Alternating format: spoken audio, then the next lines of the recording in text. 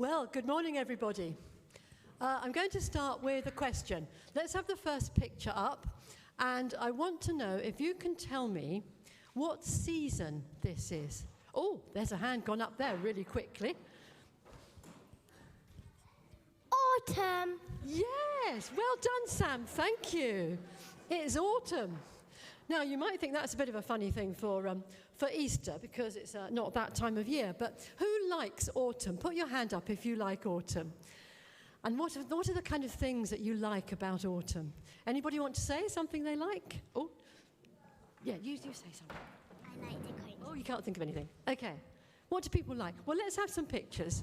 What's the next one? Do you like doing this? Kicking through the leaves. I like doing that too. It's a late sunshine as well, isn't it? And the way the sun comes low through the trees, and lots of things are nice about autumn.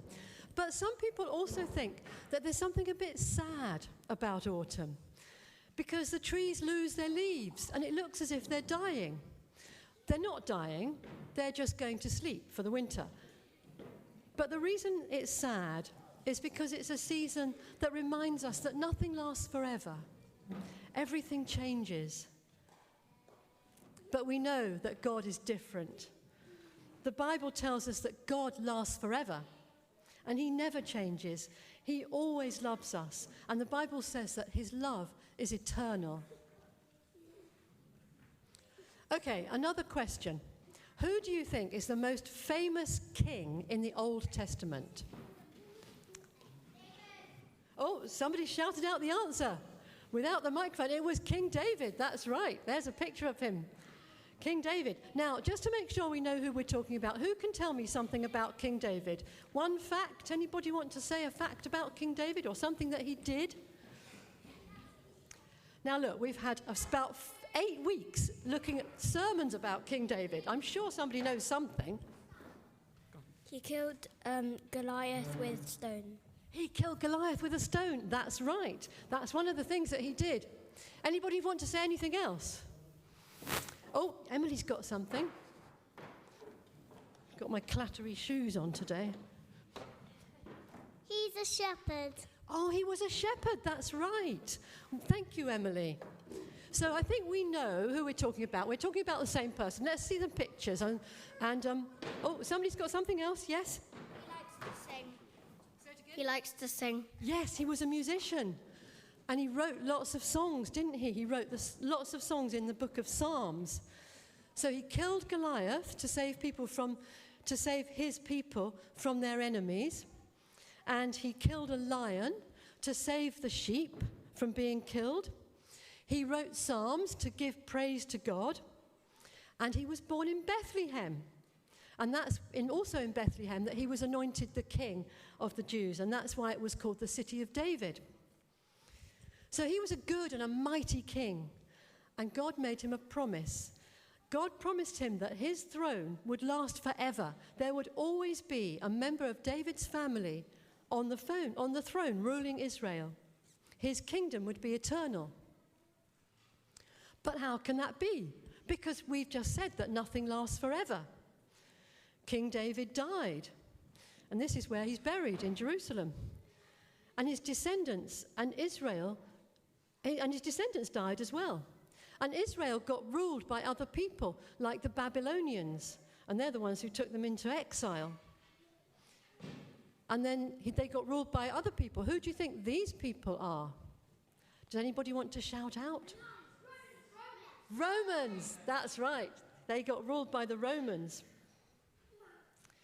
But David's empire, no empire is eternal. All the empires fade away. They don't last forever. The Roman Empire is gone completely. Even the British Empire didn't last forever. And the Soviet Union didn't last forever, even though Putin might wish that it did. So how can David's kingdom last forever? What did God mean when he said that David's kingdom would be eternal, when he made that promise? Well, one day, about 1,000 years later, a baby was born who was a descendant of David. Who is this baby in the picture? I think it's Jesus. I think you're right. Yes, it's Jesus. So Jesus was born in Bethlehem, the city of David, and he was a human baby, descended from David on Mary's side and on Joseph's side, and he was also God. But that's what the Bible means when it says that Jesus was the son of David, because he was descended from David on both sides. And that's what our sermons have been about the last few weeks, about how he fulfills that role as the son of David. But it means all sorts of different things, but the other thing that it means is Jesus was also God.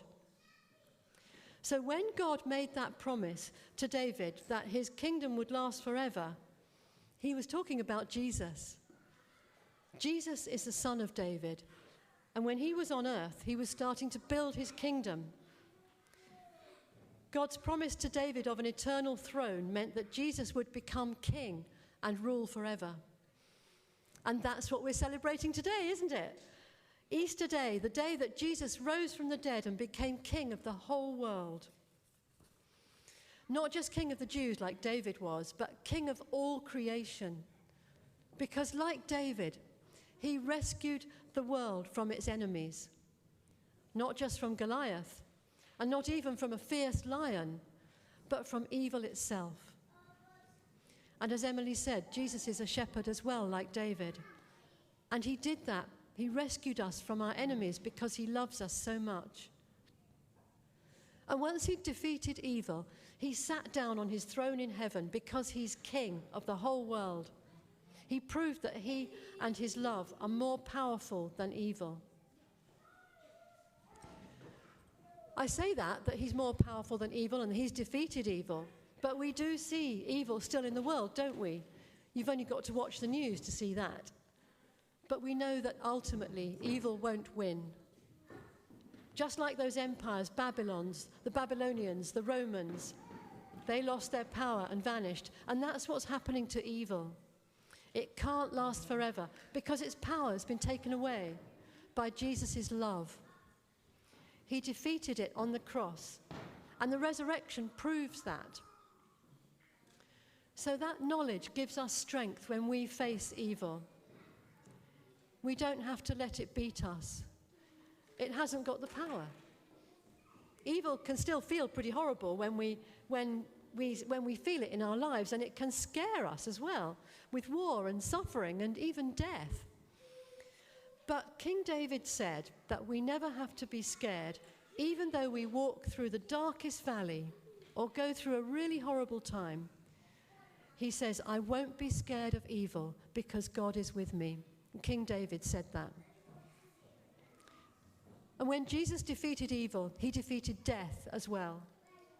And if death no longer has any power, then it couldn't keep Jesus dead.